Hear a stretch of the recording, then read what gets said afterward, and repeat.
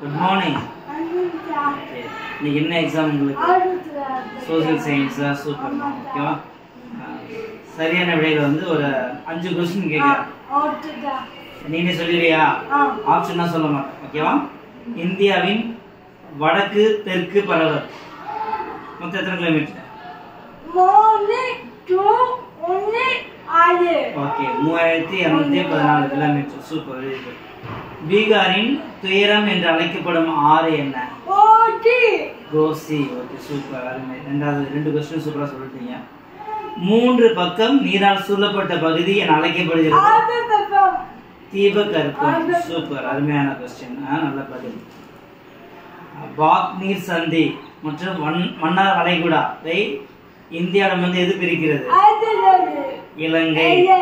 Okay 5வது question. ஓகேவா? தென்னிந்தியாவின் மிக உயரமான சிகரம் என்ன? ஆனைமுடி.